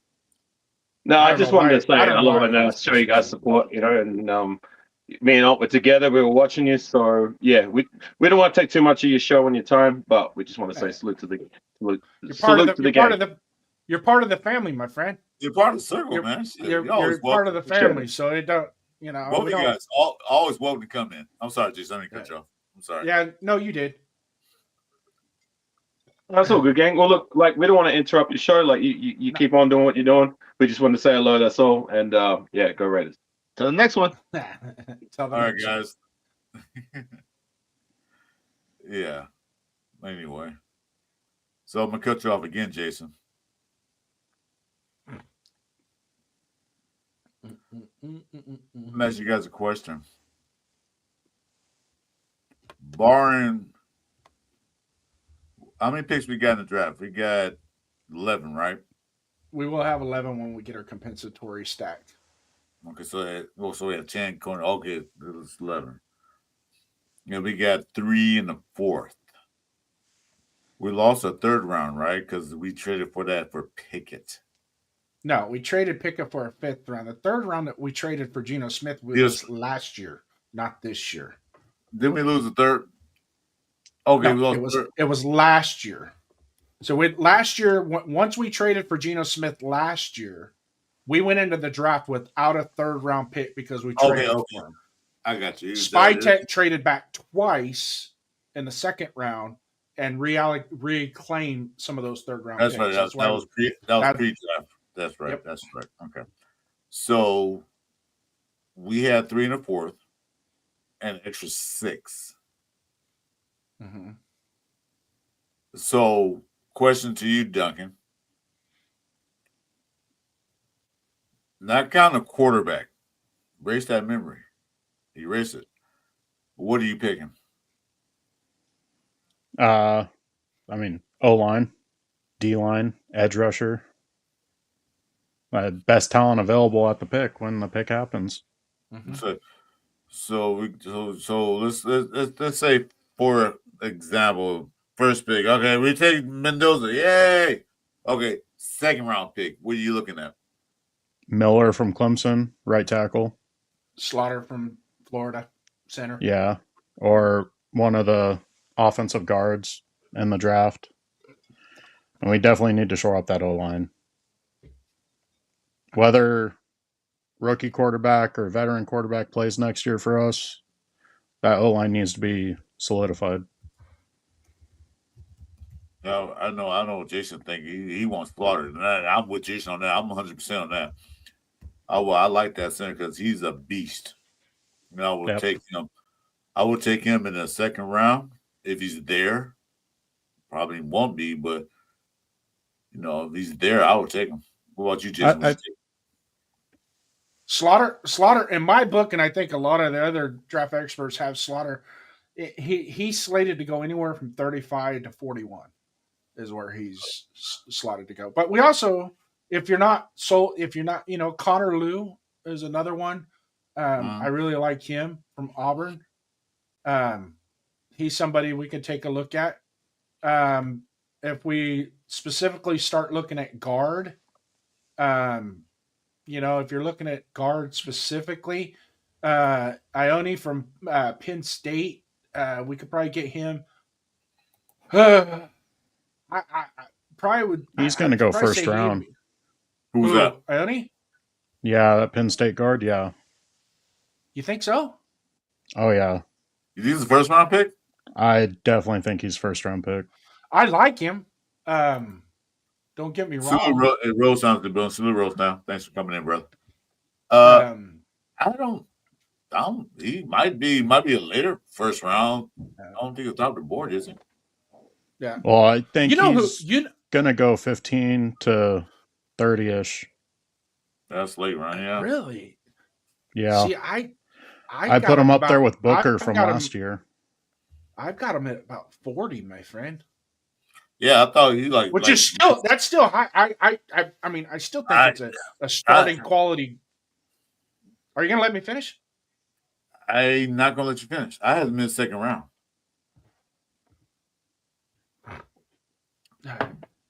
Hey, oh, okay. All right. Caden Proctor, where do you got him, Chris? Dean probably got me in late third. Late third? Yep. What about you? What about you, Duncan? Yeah, I actually agree with Chris on that one. Somewhere in the third round. Mhm.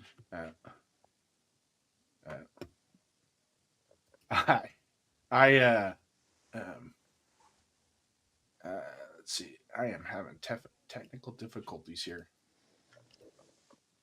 Here we go.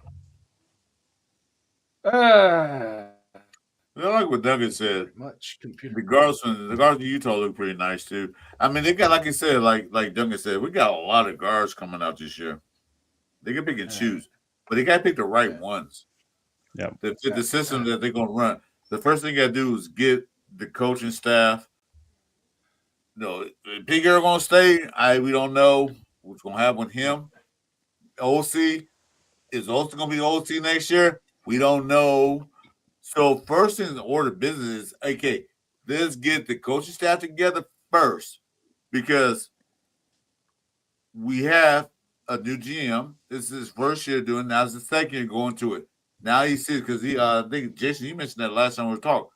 Spite came in late. It didn't have really that much to do with it because he's the old coaching, the old scouting staff.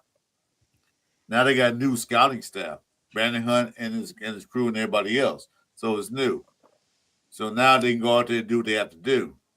So, all right, who's the OC? It's gonna be Greg Olsen. We already tried that 3 times, twice already. Or we gonna get another innovative OC, or one that can create plays to benefit our offensive guys. Now, once we get the OC, they'll say the OC said, I need this particular type of player to do this for me. You know what I'm saying? Then we can work on that. But right now, I think it starts from them. I mean, it's not from the top. We gotta get the top. We gotta go. Yeah, Brendan, the Carrolls. I love Pete Carroll. No, he helped my UFC win 2 national championships. Yeah, I love him. I don't care about Seattle winning the Super Bowl. I didn't care less. I love Pete Carroll. But it's time to move on. The game passed him by. Mm-hmm. So, question for you two in the chat. Say that the regular organization asked Pete Carroll, say, Pete Carroll, it's time for you to go. We'll pay the rest of the money, but you need to step down and retire. We won't fire you, but we need you to step down. So, after that, what type of coach do you want for the Raiders? An offensive headed coach or a defensive minded coach?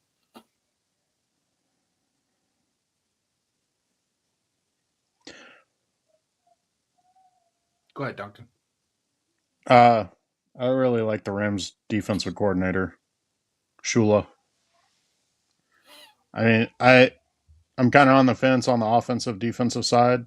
As far as best head coach, I think Shula is probably the guy in my mind. But I struggle with picking a defensive minded head coach because let's say we do get a good offensive coordinator. Well, he's going to be gone in 2 seasons if he performs well. Mm-hmm. Just because he's going to get a head coaching job of his own. So it's tough. I mean, you almost have to go with the offensive-minded head coach just so that way you can guarantee you keep him. And there's a few guys on the offensive side that I'd be willing to give that shot to, whether it's the offensive coordinator from Seattle or the offensive coordinator from the Rams and LaFleur. I don't remember the Seahawks offensive coordinator's name. Kubiak? Yeah, Kubiak. Yeah. But so if we're gonna change head coaches, you're keep on going, Duncan, because I think you're in the same ballpark there. Yeah, I'm kind of looking at yeah. I'm kind of like this. Is what you're saying, like this sounds reasonable. Go ahead. Yeah, it was. I mean, ultimately, to win games, you have to score points, right? So. Mm-hmm. Technically, I would think the offensive-minded person is more important because ultimately you have to score the points.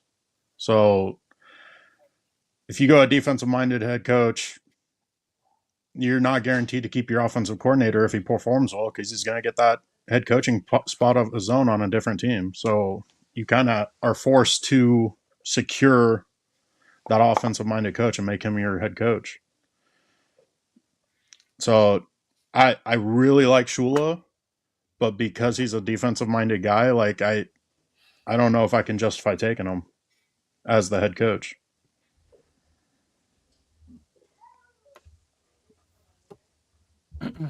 My belief, and I don't know how many people in the chat can agree with me on this or not, but if we're gonna if we fire Pete Carroll, which I think it's going to happen, I think there's been enough behind closed doors to formulate to where Mark Davis has enough to say, you know what, we're going to have to move on from it. It's not working. So, so it's time to move on, right? So, the next coach that they bring in has to be that coach that we can marry with that number one draft pick, and it's going to have to be, if we're going to take a quarterback, it's going to have to be an offensive minded coach. An offensive minded coach that is structurally organized and I'm not just talking about the credentials in himself, but is structurally organized that can not only build a formidable offense, but could also build a formidable defense to be compatible with that offense. So they're going to have some type of organization, because the the the the offshoot of what causes a lot of these, Josh McDaniels is one of them, is when they get into the position of head coach. Yes, they're very solid in their expertise is, right? But do they have enough for the other side of the ball too, or the other two sides of the ball? Let's call it being a bean, man. It's got to be the special teams coach has got to be up to snuff as well, right? So it's very important for that coach to be able to create a staff that can not only elevate our first round pick and get us into that championship caliber at the top of the NFL, but also can build a formidable defense that can keep us there. You know what I mean?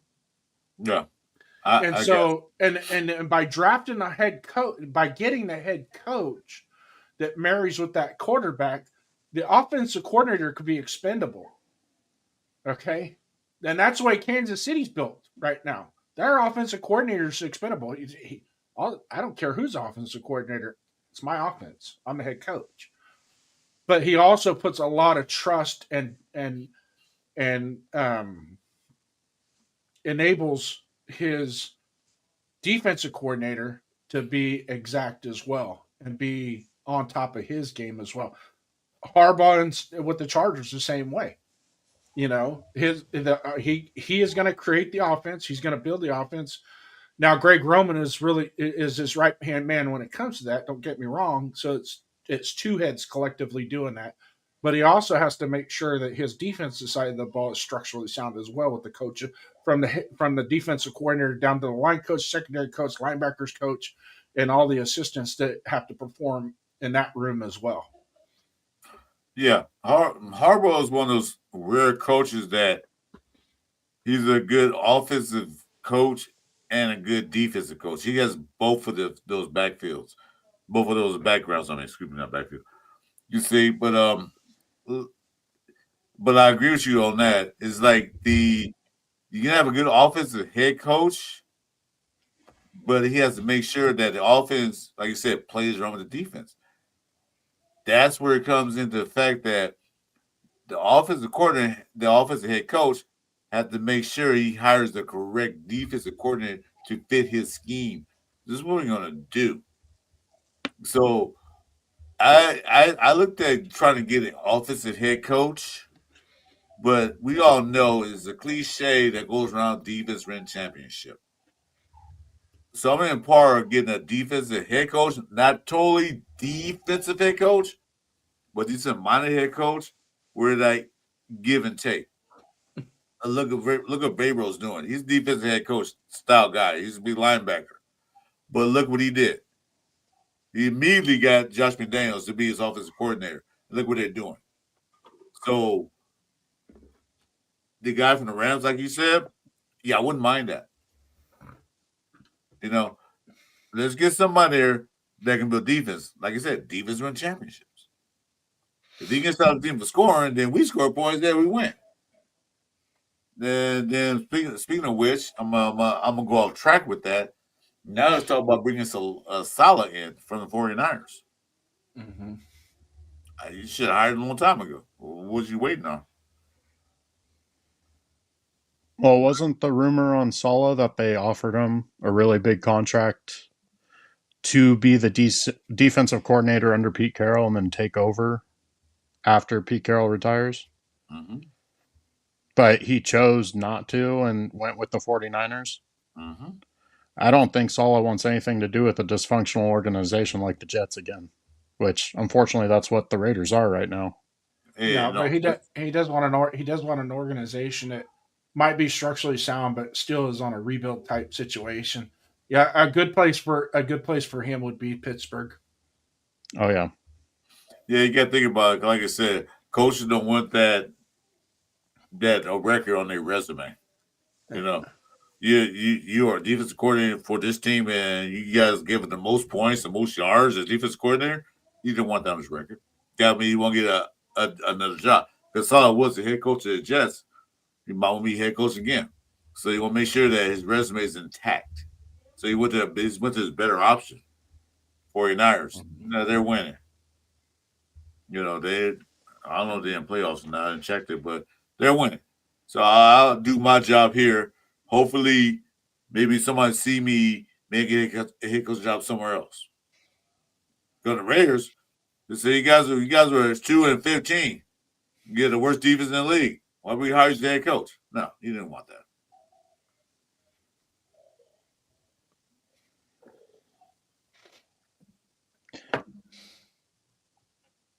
So what's the next topic on our tracker thing? I was waiting for Jason. Because I'm supposed to go to the party. My wife ain't called me in yet, so I'm cool. Do a step up for the game. You know what? Let's change that category because I think we're going to look past the game as we go forward. Well, let's stay on that for 1 second.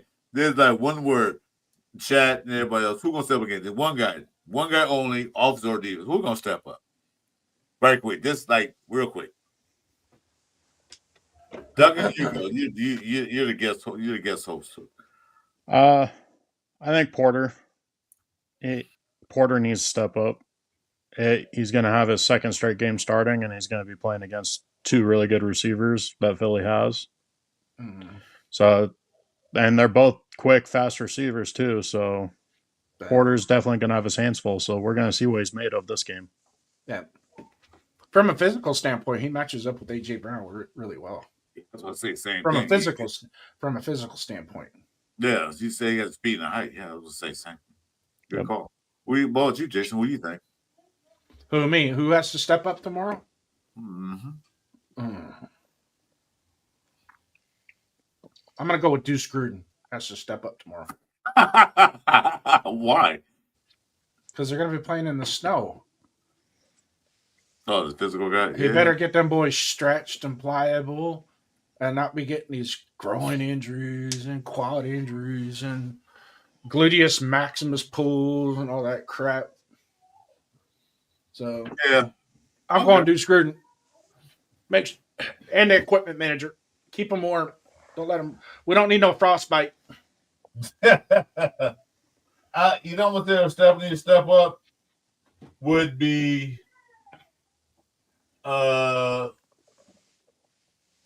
Glaze. DJ Glaze got to step up. The last two games, he looked horrid. Forsythe, I don't expect to step up because he sucks. Kappa sucks. But DJ Glaze has to step up. He's in the second year. I know you're probably going through a slump, but come on, man. Step up. You got a rookie next to you. Step it up. Where's BB? Can I add another one? The Raiders team doctor. We need our tank commander Gino back. okay. Gotta get that first pick. Yeah. Yeah. I don't know. Chain gang will have to step up. No, the only you gonna do that, then might as well. Mark Davis, step up. I have a feeling the chain gang ain't gonna be moving very much tomorrow. Nah. They're gonna do that virtual measurement shit tomorrow, probably. Nah. Somebody don't like Deuce Gruden. Oh, he's going with Michael Greer. Oh, he's getting fired too this year. You think so? Yeah, I'd fire his cheerleading coordinator as well while we're at it. No. Why? Because ain't nobody doing their job around there. I think Chris might have some personal stock in that cheerleading coordinator. So Jason, you mean tell me he's gonna fire the cooks and the janitors and everybody too? I think the meals have been pretty good. The guys are eating. The guys are eating healthy, so I think we're okay there. But as far as the janitors need to go, the window washers need to go. No, the cooks need to go too because Farm's still lighting the ass. Farm is still like what 235 pounds. Who, Parham? Yeah, he's still lighting the ass. So he looks like it, but now he's like 310, I think. I don't think he's that. He don't look that big. Yeah, he don't. All right. Next topic. Fire Deuce Gruden. Yeah, okay. I'm good with that. They should have fired. Well, not fired. Should have. When was that?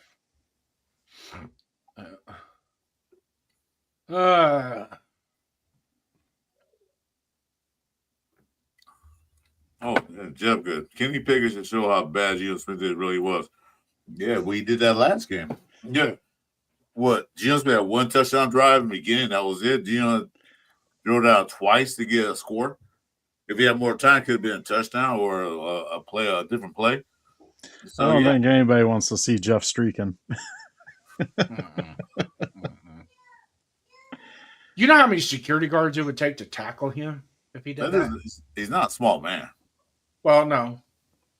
I was saying how many? Yeah, he's not. He can't use the cold weather as an excuse because his wife will be sitting right with him. Going, nope, it's not cold weather. No, cold weather didn't cause that.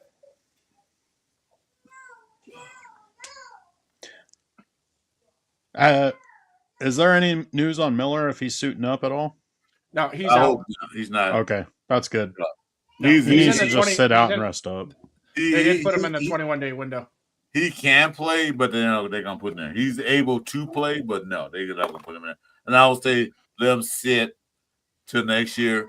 Put in Grant, put in the young guys in because we're not winning anything. Why we need to win? I want to win. I want to kick everybody's ass this year, but they haven't done it yet. So put the young guys in. Let them see what they can do. They need to put Grant at left tackle. Exactly. Rodgers made that much improvement from preseason to now. They need to put Grant in and see what he's got. No, it's another guy that I haven't seen yet either. In 3 years. You know what that is? Who's that?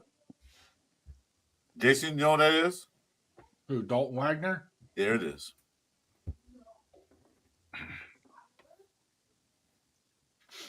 What happened to him?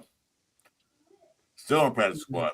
Yeah, and that says something about his ability. If he's still on the practice squad under 3 regimes, 3 regimes, 3 years, 3 years, he's probably a practice squad. Yeah, 3 regimes. There's a reason why he's there. Well, shit, you might as well put him in Parham's place and just let him just stand there. What's that guy, Lucky Tassi? Put him in there. Just put a big wall right. Well, they can't put Tassi in because then he loses his international eligibility. He already did that. He lost that. He lost that. Oh, he did. How did he lose that? Yeah, because we cut him and then brought him back to the practice squad. No, that's how you're supposed to. No. He has to be. You formulate him into the 53-man roster as an exemption. So when they dumped him and then brought him back. So he's technically now part on the practice squad. So he can be claimed right now. Yeah, he's taking part of the team now.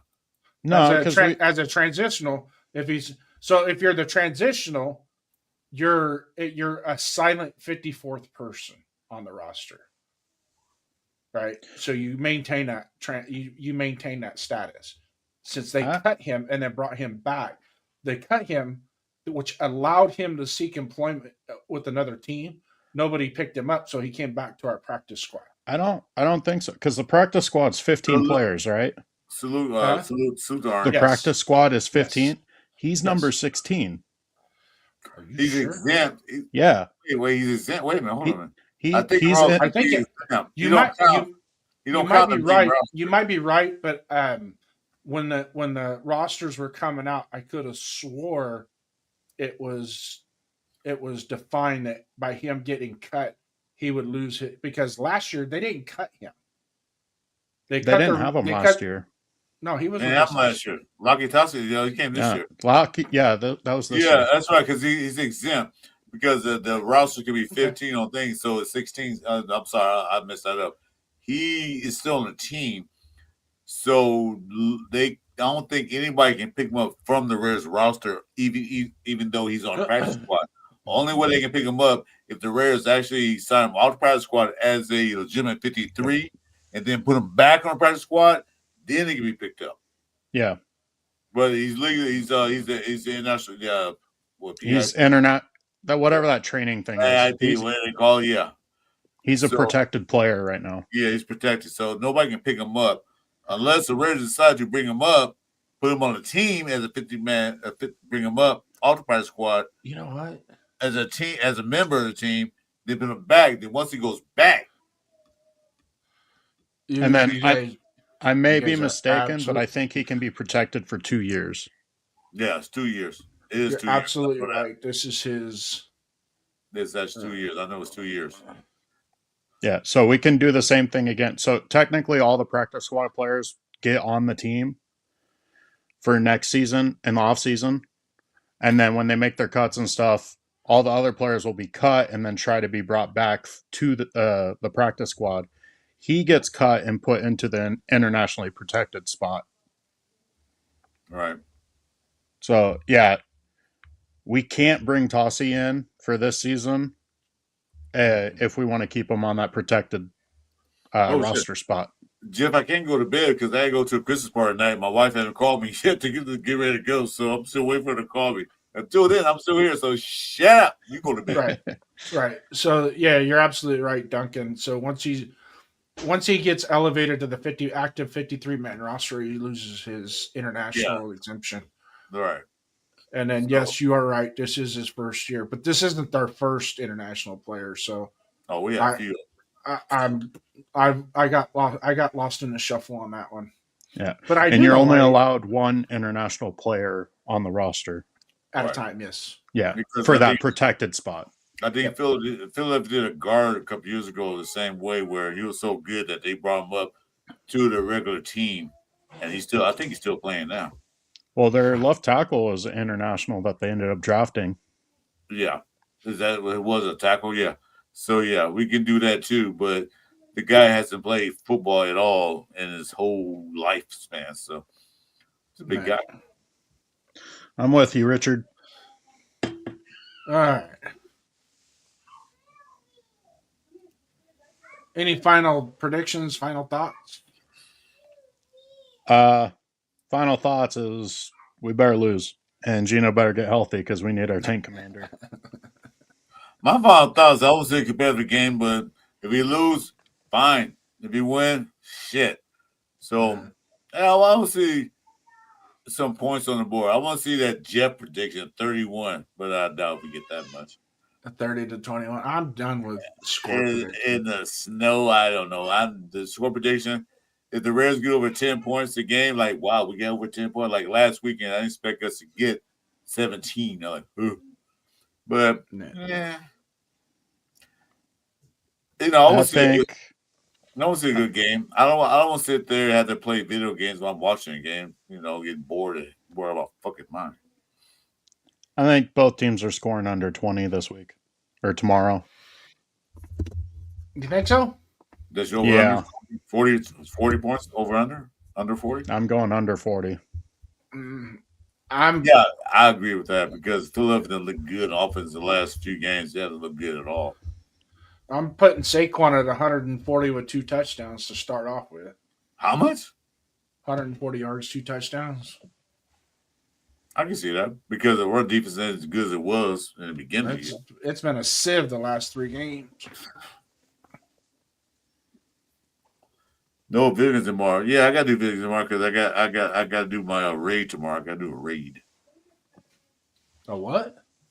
No, Michael said no video games tomorrow, Chris. The Raiders suck. The Raiders gonna look bad. I'm gonna play my game. I gotta do a raid in the game.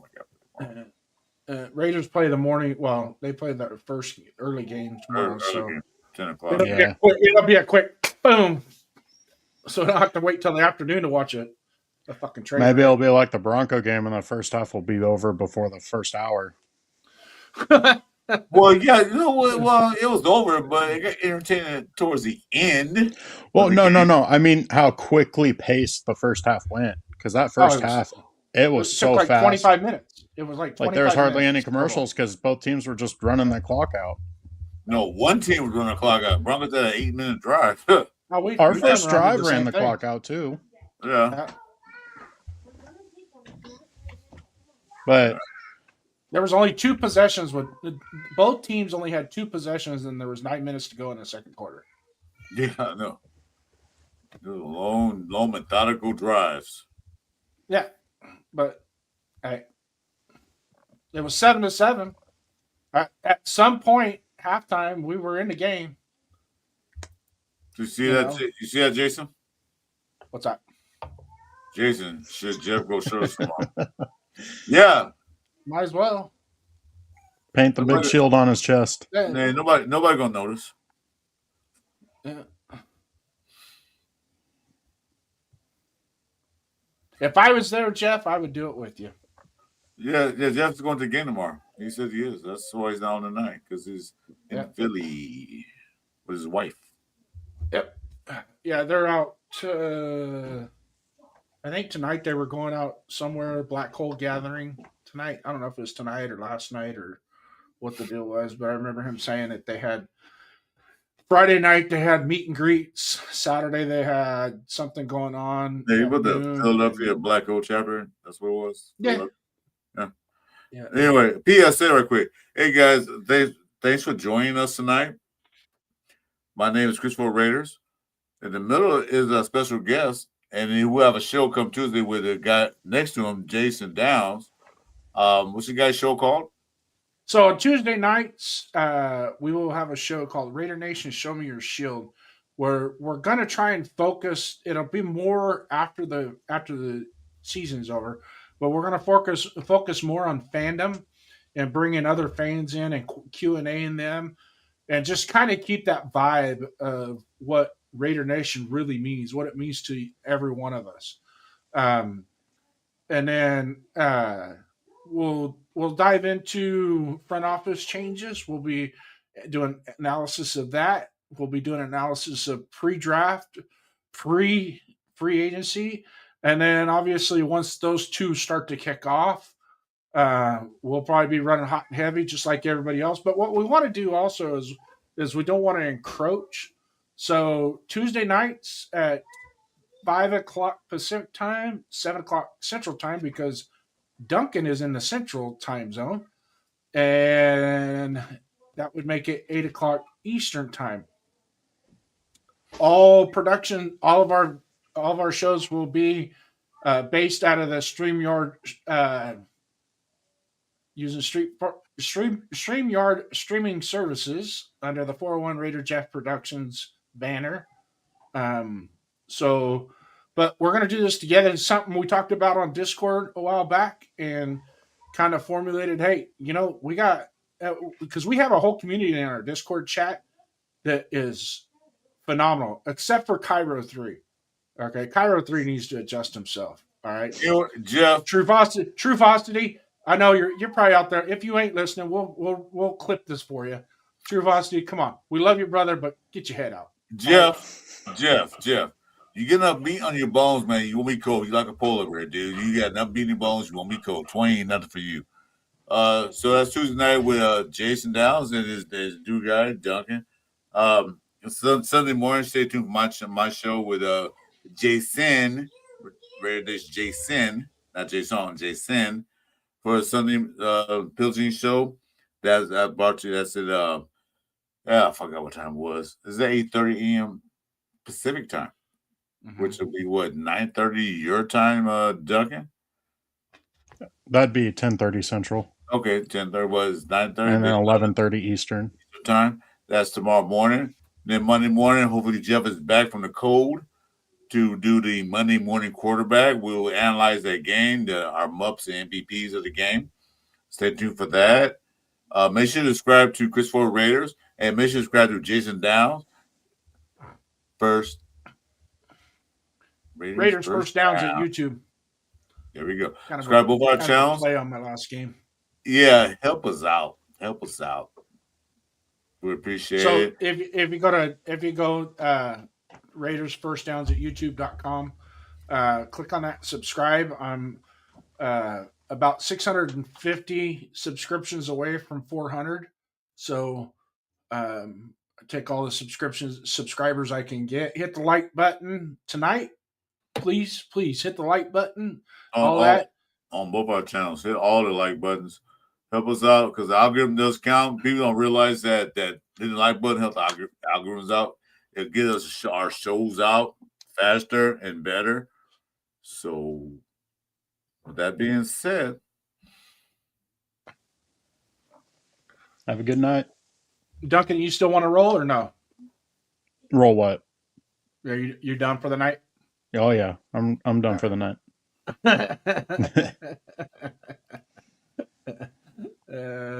You look like you're wiped out. 2 hours of this, and you're already having too much fun. Yeah, my daughter's already having too much time away from me. She wants me. Yeah. Go be daddy. Yeah. Enjoy the moment. Yeah. By the way, I'm gonna cut you off, Jason, again, but I'm gonna do it anyway. Mr. Duncan is expecting a boy real soon. So to all the people in the chat, all the people watching, congratulations. He's expecting a little baby boy pretty soon. Thank you.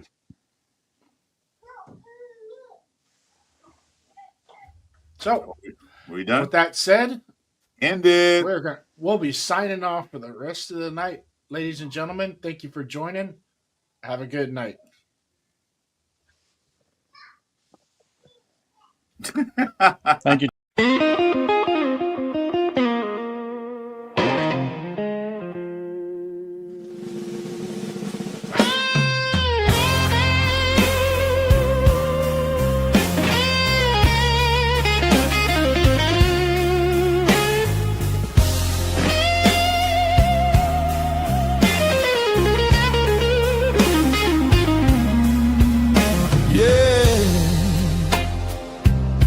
Raider Nation, the night ain't over. When the lights get low, we answer the call. This is last call. Let's ride. Silver and black under Vegas sky. Another week down, the fire still flies. We've taken the punches, we've stood through the pain, but hope is different in the desert rain. Jeff leads the charge. Last call on deck, breaking down the truth with zero regret. Chris and Jason in the booth stand tall. Three voices, one nation, we ride for it all. Last call, turn it up, let the whole world hear. We bleed silver and black every night, every year.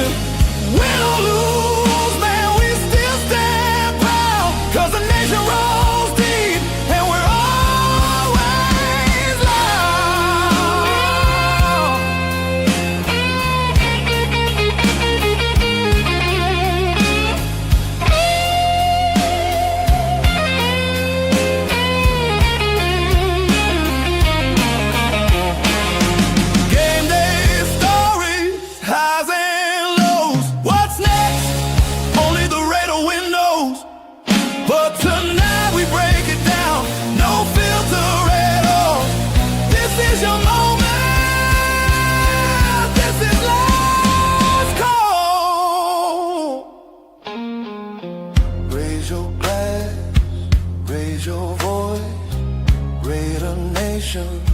This is our choice. Ride together, stand tall. Welcome to the show.